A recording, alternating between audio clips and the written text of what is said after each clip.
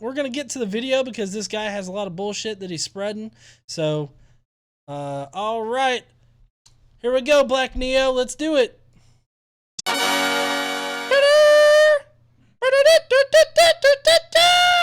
One thing that we have to deal with as flat earthers from the heliocentric enthusiast community is the idea that they always say that we have absolutely no evidence to support what we believe.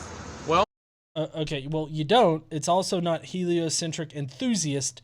It's just normal fucking people. Let's get on the same page right off the bat. We're not enthusiasts. We just accept the scientific evidence that's been presented. CMI videos. I recently saw one of the videos where you're playing Wolfenstein, and it made me wonder, what kind of games do you like? I like a lot of different games. Right now I'm playing like State of Decay 2 and some Titanfall 2, and I also love Wolfenstein. Wolfenstein's one of my absolute favorites. But I play a lot of first-person shooters, really, and some action-adventure. Generally, those are the two that I like to do. So thank you, CMI Videos, for donating. I appreciate it. I think I'd like to weigh in on that and do what I can to provide a little more evidence that supports this idea. Today we're going to be talking about the sun. Yay! You're going to want to hang out until the end for this one. Okay, so on the note of hanging out till the end, we're going to get about 10 minutes in, and then we're going to kind of summarize it because it's just really kind of boring shit that happens. So that's what's going to go on.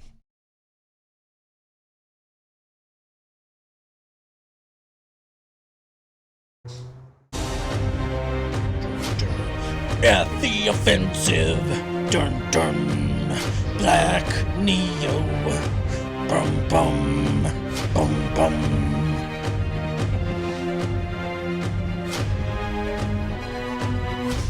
The sun is a smoking gun, a flat earth discussion.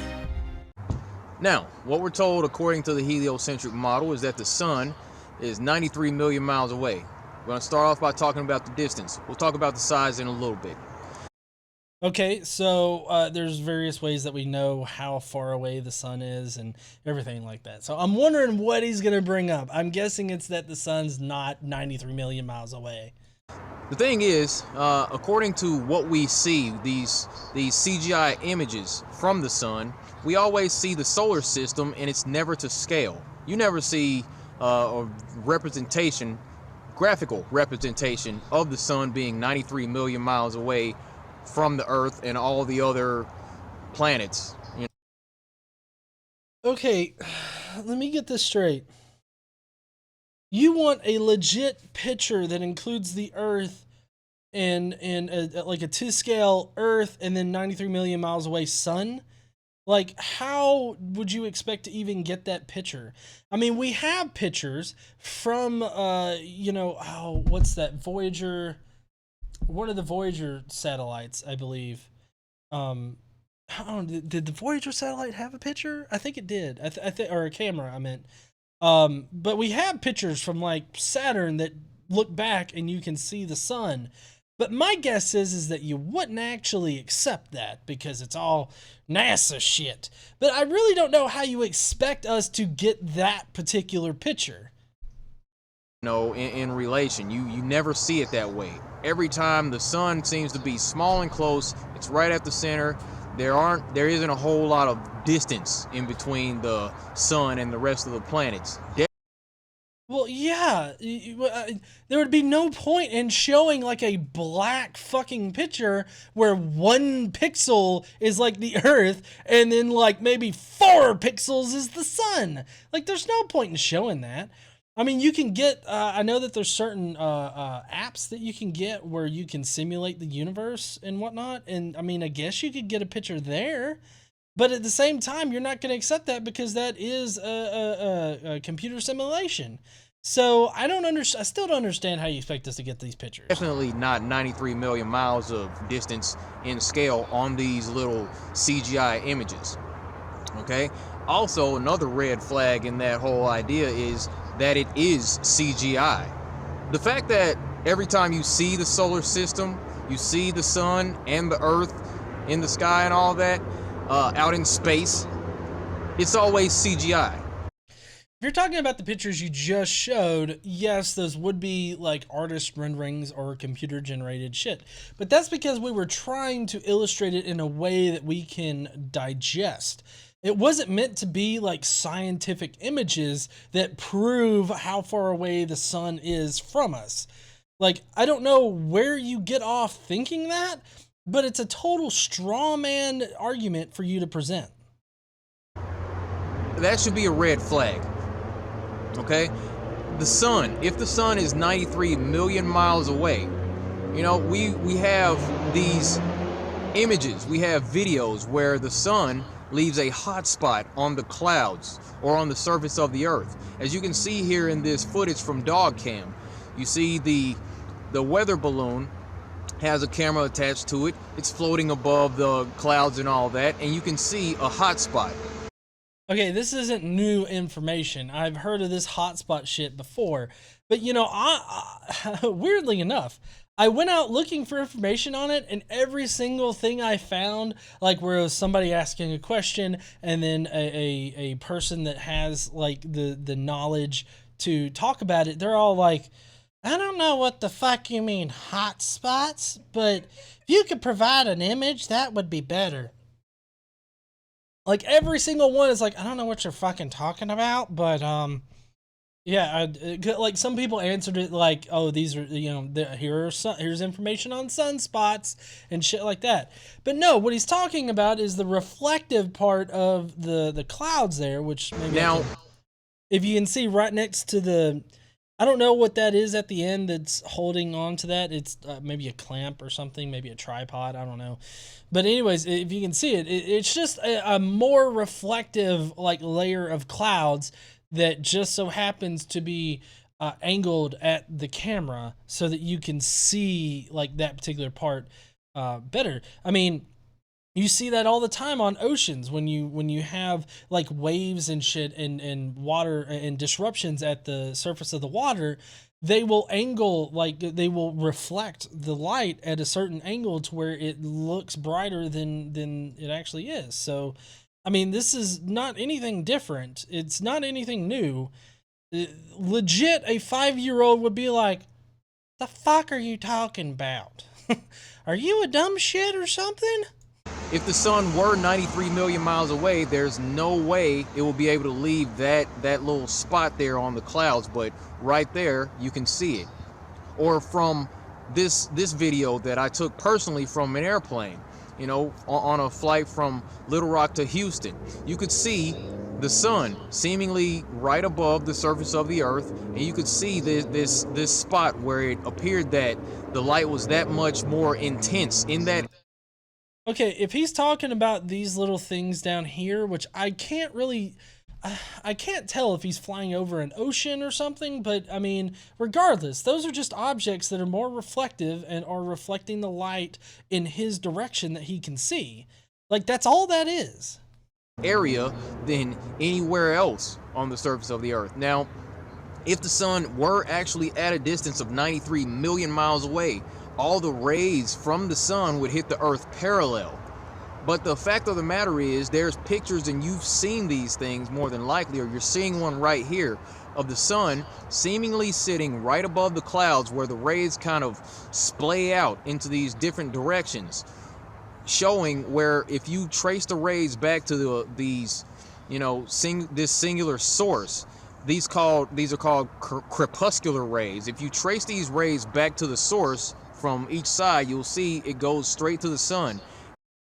Okay, so yes, those are crepuscular rays, and actually, I didn't get into this whole argument until recently with my run-in with, what was it, supposedly shithead or something?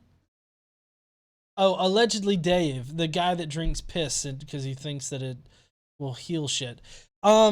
So I didn't run into it until then, and he was asking me about this, but I didn't know what the fuck he was talking about until like I had it later explained to me, and then now seeing it here with this guy.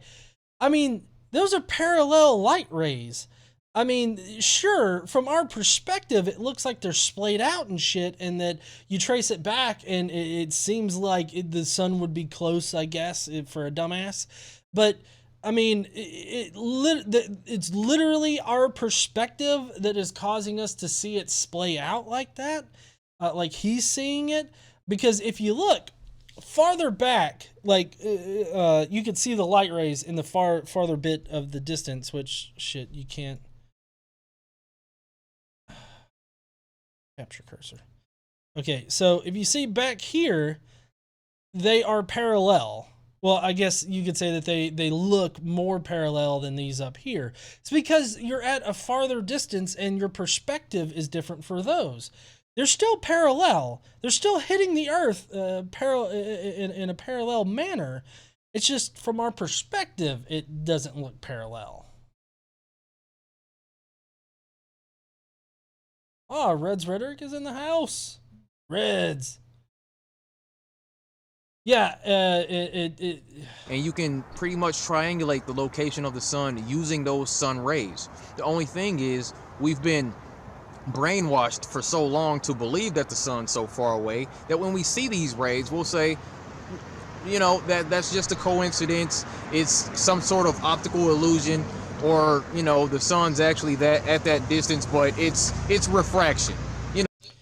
Okay, so I mistakenly used the whole refraction thing, but that was just because I didn't know what the fuck supposedly shithead was talking about.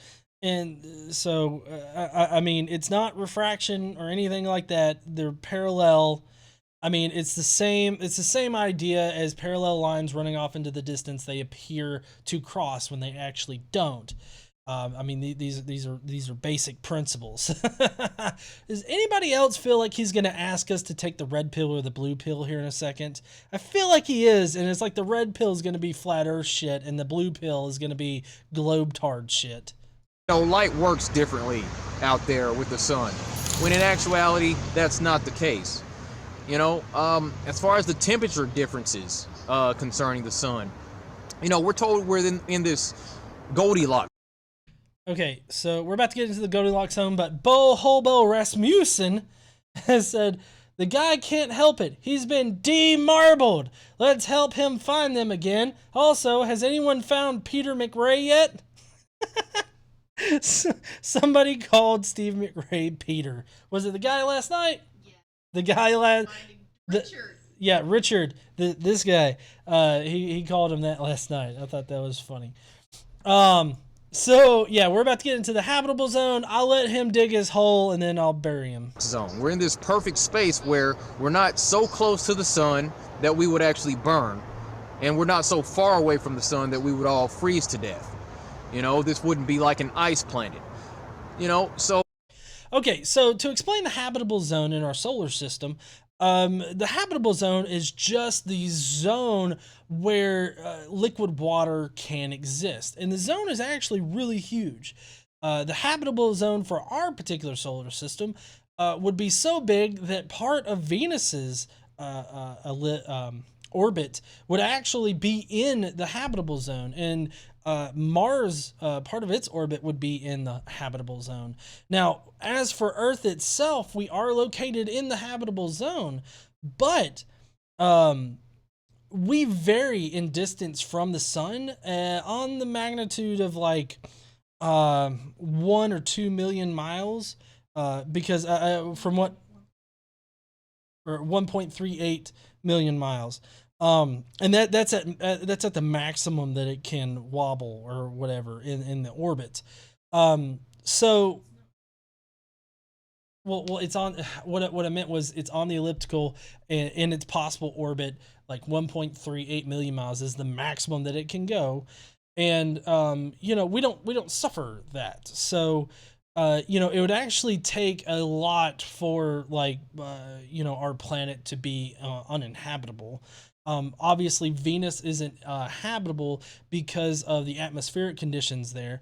It gets well above 800 degrees Fahrenheit or 400 and some odd degrees Celsius. And then Mars, it doesn't have a habitable atmosphere for liquid water. But there is a chance of liquid water on other planets in our solar system where, you know, they have ice, like frozen ice on top, and then possibly liquid water underneath. So, well, they're moons of planets, not actual planets. So, I mean, yeah, the habitable zone isn't like as perfect as he likes to think, or as he's representing. So my question here, because I'm a simple guy, this is a simple question. The sun's 93 million miles away. If we were any closer to the sun, we'd be on fire, right? No, you would literally have to get within 3 million miles of the sun in order to like burst into flames or to get set on fire. Like that's 90 million miles to it. Like that's 90 million miles that we're away from that point. It's not like we get a million miles closer and we burst into flames. That's just stupid. So you'd like to think that everything within 92 million miles away would be ablaze. No, I just said 3 million miles is the thing. So, you know, factor that into your fucking kind of logic. Wouldn't you? Because that's what we're told, right? We're in the No, that's not that's not anything that anybody is told. Goldilocks zone. If we were closer, we would be on fire, right? No. That's what the trusted scientific community tells us, right?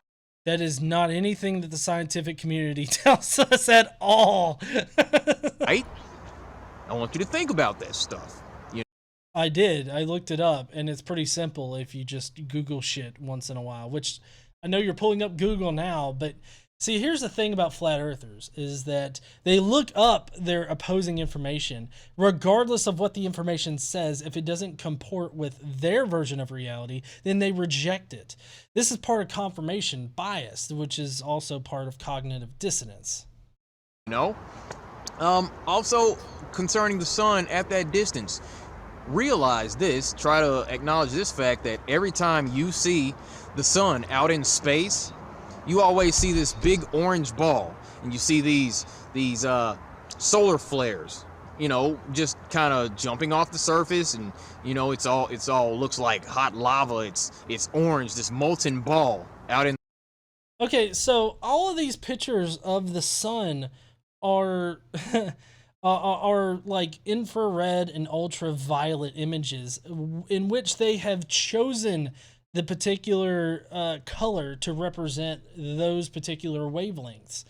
It's not like they've just taken a picture of the sun and it's like your fucking what is it, the Nikon, is it the P900, whoever makes the fucking P900. It's not like the Hubble telescope's just a giant P fucking 900.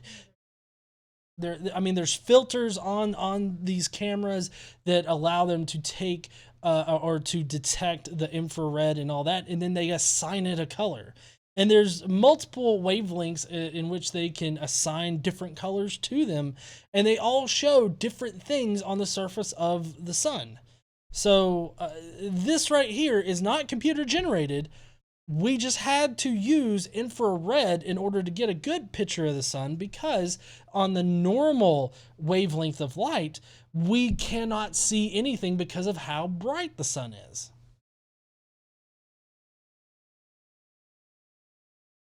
In the middle of space, and behind this big orange ball, you always see this black background. The background is always jet black. But when you go outside and you look up and you see the sun looks like more of a yellow spotlight, small, local. And what do you see with your own eyes behind the sun? You always see blue. When you go outside and you look up at the sun, you see a blue background. So why is it that here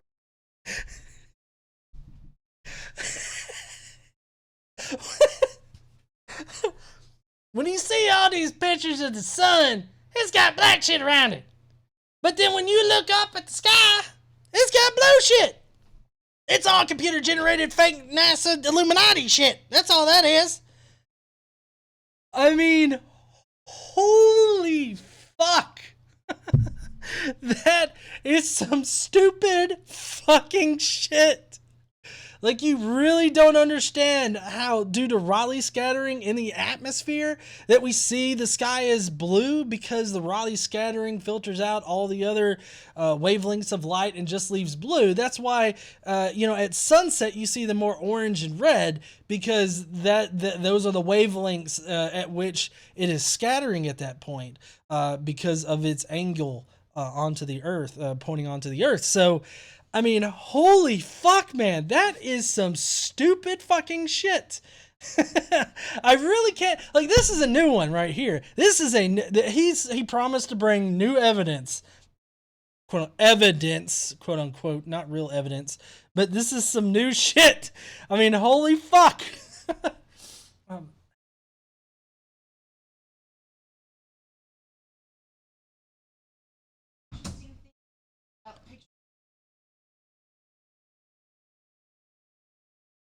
Yeah, so Peachy, one of our moderators, says that the light's filtered out so that you could see the plasma, and that's true. They have several different like wavelengths in which they can actually they can filter out, and they can see different things that are happening on the sun. So yeah, let's see. Backyard Astronomy said, "Godless engineer, please tell this to this." Yeah, I would tell him to get a telescope, but something tells me that he's not actually gonna look. On Earth, you look up and you see the sun, and the sun always has a blue background. But when you see these official images from the trusted scientific community and the good folks over at NASA who are raking in that $52 million a day, you see the sun and it's always a black background. Why does that happen? Why does it look that way?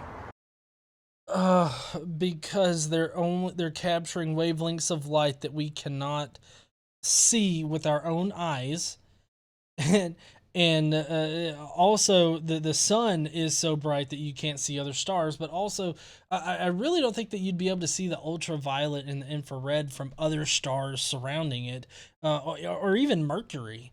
Like, if the sunlight was hitting off of Mercury and it was reflecting like infrared and ultraviolet or whatever, I don't think that we would actually be able to see it right there. So, I mean, god damn. Ask these questions to yourself. Oh, dude, ask these questions. Double check me. Go on. Don't trust me. Go on Google. I could get shit wrong. Definitely. Look up that shit on Google. Also, the whole $52 million a day thing for NASA. NASA has probably the smallest budget in the government. I mean, it's really small, especially after Donald Trump has cut it. I believe he cut it. I don't know. It's been very finicky with Trump, because he's cut it and then he's he's plumped it up, and then I don't know where it's at right now. But I mean, it's a fairly small budget. The size comparison of the Earth goes as follows. They tell us that the Earth is 400 times smaller than the sun. Vice versa. The sun is 400 times larger than the Earth, is what they tell us. By comparison, looks a little something like this. Now, there's also video representation where there's one pilot. He shows that he's flying at 35,000 feet. And what he does, he takes his camera, shows the controls, shows his altitude, and out of the window on the right side, he shows the moon off in the distance, and it's nice and dark. And what he does, he pans his camera around to the left over a seemingly flat surface, because you can't see any curvature at that 35,000 feet. And then he shows the sun. And the sun in this video looks small, looks local, it looks like it's sitting right above the clouds. Oh, God. No, the sun is not small and local. It's just your fucking perspective. If you see a giant goddamn building from across the way that you could squash with your fingers and everything, do you literally think that it's that fucking small? How goddamn dumb are you, Black Morpheus? But there's also another video from a pilot where he shows the controls at 38,000 feet. What does he do? He gives a big thumbs up, smiles at the camera, and it cuts to another clip from that same cockpit. and the camera shows the clouds out of the right side of the window, I believe it was. And over these clouds, inside these clouds, you see this large orange bright object. Yeah, I know. Morpheus was already black. I didn't mean to say the black part. Sorry. This is also still all bullshit. Now, they're at 38,000 feet. You can see that it would appear that the sun is not up in the sky, but perhaps that, you know, from this evidence, it looks like the sun is in the clouds. Oh God, this is not evidence. Okay, so I mean, you have a horizon line right there with the clouds, but I mean, if you were to go below the clouds, then the horizon line would move to where the Earth would seem to meet the sky. And so obviously the sun is just at a position where it's below the clouds from his vantage point, but it's still not night or whatever from his vantage point. So, I mean, huh? He is claiming that they are higher than the sun in this. And also, I don't know why the sun dips down, like below cloud level. The clouds would be gone. Our atmosphere would completely burn up if anything like the sun, even if it was miniaturized, was in our atmosphere. It would totally nuke our entire atmosphere. When he's flying that airplane in that particular video, you know, there's more evidence for a close, small, local sun. You know, there was a guy on the beach where he talked you through his video, and he said, I knew that this was going to be a good day to get a good video of the sun with clouds behind it on the beach. So he took his P900 and he oh shit, he took his P900. I swear, I'm going to make a shirt that says P900 strong. Because it is the strongest motherfucker. He zoomed in on the sun, and you could see clouds behind the sun, signifying that the sun is not 93 million miles away or 400 times the size of the Earth. You know, and if you actually just trust your senses, if you can hop on YouTube, or you can, you know, take a look at this video and find additional videos. You're going to find that there are time lapses that people have taken of the sun moving across the sky. Okay, so the angular size of the sun does not change in the sky. It stays the same size. That sun was setting, and it wasn't actually like getting smaller, which by his version of the flat Earth map is like the sun and the moon are both in the atmosphere, and they're both revolving or orbiting in the upper atmosphere. So that would mean that the angular size of the sun would change, but it doesn't. It stays the same size. And actually, to know that the sun is 93 million miles away, what you can do is you can get somebody to measure like the angular size of the sun from wherever they are, and then like 2,500 miles away, have another friend measure the angular size there. And then just knowing like where you are, the distance between those two, and the angles towards, you know, whatever object you're viewing, you can determine exactly how far that motherfucker is away. So I don't understand why he's making this point when it doesn't represent anything in reality. And while the sun's moving across the sky, you'll notice that the Earth seems to be stationary. Like, the Earth isn't moving, the buildings that you see aren't moving. You see the sun drifting across the sky. So what does that tell you? We're told that the Earth is rotating around the sun, yet we feel no movement. We don't see any motion. We don't feel any motion out here. You don't feel motion. You feel changes in acceleration. You know, you feel that initial acceleration, and then once you get to a point where you're moving, you're going, you don't feel the movement anymore.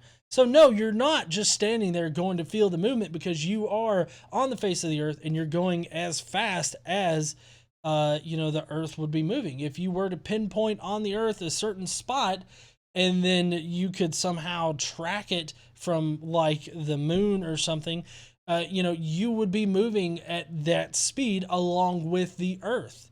So I don't understand your whole point here, other than the fact that you think that when you're moving, you feel something.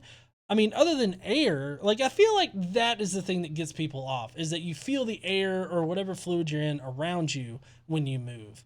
Like in water, just moving your arms or whatnot, you can feel the water moving over your skin, obviously. But I mean, water is much denser than air, and so like you don't natively feel like you're moving, but like if you start running, you feel that you're moving. But I mean, then again, you're running and you also have air hitting your face, and so you feel like you feel the motion. But they convolute that with like, oh, we can't be going this fast because we don't feel the air hitting our face. Seriously? But we feel stillness when we go outside, and in the time lapse, you see the sun moving across the sky just like that. Well, yeah, the sun moves across the sky because the Earth is rotating, and if you have a fixed object so far away and you are rotating, it's not the objects that is moving. You are rotating. I mean, you can legit do this with a friend on the other side of a goddamn room. So what does that tell you? I believe that tells you to trust your senses. And what does your senses tell you? That you're a dumbass. Your senses tell you that the sun is the thing that's moving and that the earth is flat and stationary. No, that's not what my senses tell me at all. I mean, if the sun were moving, we would see other differences in the sky. Just because you don't think about these differences doesn't mean that it's actually the sun that moves. But let's go on.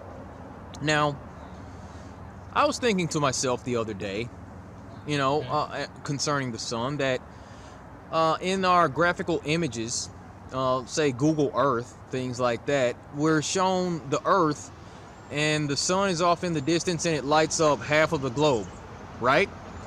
We can agree on the fact that the sun lights up exactly half of the globe because that's what we're told by the heliocentric enthusiasts and the trusted scientific community.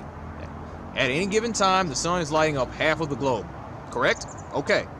So, knowing that, I thought to myself, there should be absolutely no way that you would be able to see the sun in, say, I don't know, the UK and Australia at the same time.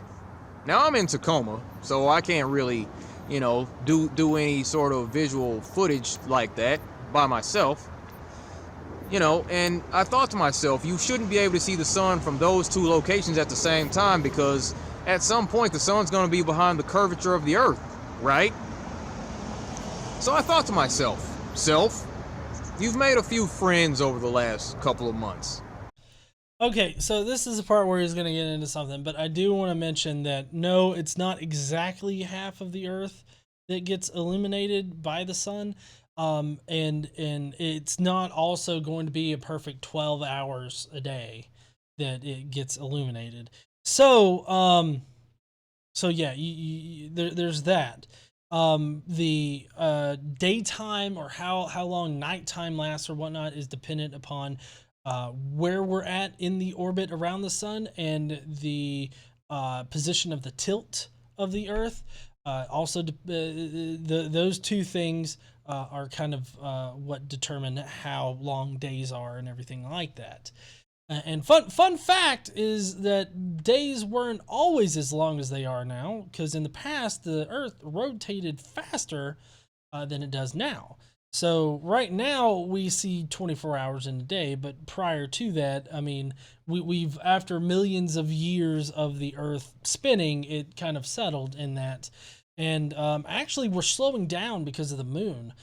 The moon being in a tidal lock with the Earth is there's energy transfer that happens, or energy loss that happens, and so technically we're actually slowing down because of the moon. But I mean, the moon's going to get farther out, and that effect's going to be lessened a little bit. But also the tides are going to go down. Anyways, I'm going down the rabbit hole of science. But so basically, what he's going to do right now is he hops on a call with his buds in the UK. Yeah, see, okay, so he's hopped on with his friend. So his friend there, it's 9:03 p.m. for his buddy in England, and then he's at 1:03 p.m. and then they do this thing. Hold on. It's like, I don't know. It's like a retarded, or it's like a stupid Heil Hitler, isn't it? I mean, that's what it I mean, they do this. Apparently, this is the flat Earth hand sign. You see people out in the world, and they do kind of like a weird chicken wing kind of thing, and they look at each other, and it's like that they're flat Earth, motherfucker. It's really weird. But anyways, okay, so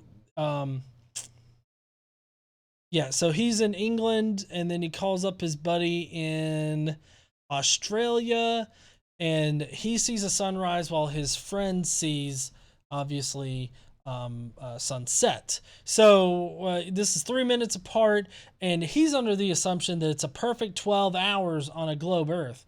But that's not actually anything that science would teach or anything like that, because I mean, we do have these equinoxes where like days are the longest days during the summer and nights are the longest nights, and what is the equinox in the summer? The summer equinox would be the winter equinox, I guess, in the sun,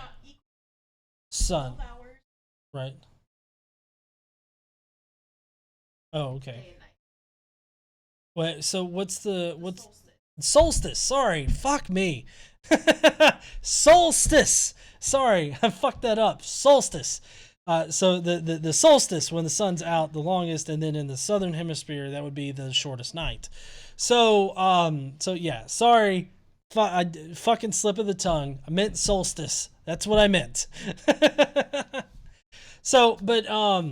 So yeah, but right now they're under the assumption that it's the equinox when it's not, and so they think that this proves a flat Earth because he can see the sun. Even though the sun doesn't change its angular size in the sky, it doesn't change anything. Wherever the sun would be, in like Tacoma, Washington, the light wouldn't necessarily reach. Because it's 106 in Tacoma, like wherever the sun would actually be at on the flat Earth map, I don't think that it would illuminate, Australia like they say that it does. So, yeah, then they do that, and then of course, editor's note. He reads this, but I'm just gonna go ahead and read it.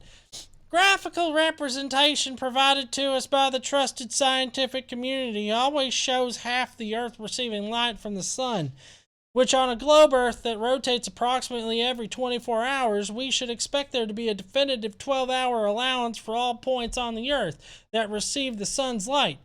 That's not anything science says.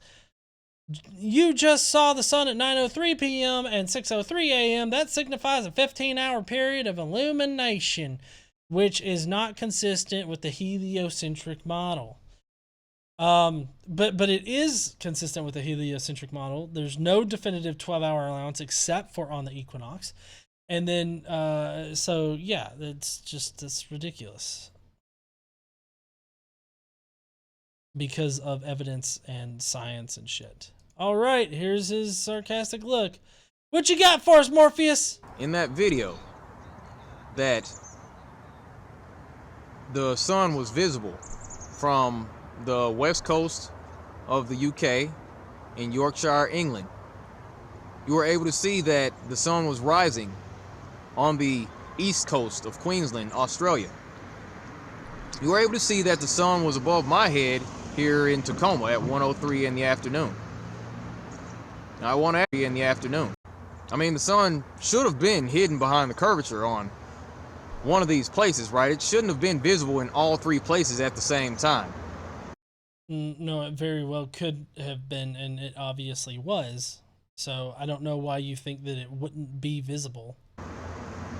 I mean, it was like morning, like it was the very beginning of morning in Queens, in Australia. So I don't know why you think this is some kind of fucking gotcha thing. This is exactly what we would see on a globe model.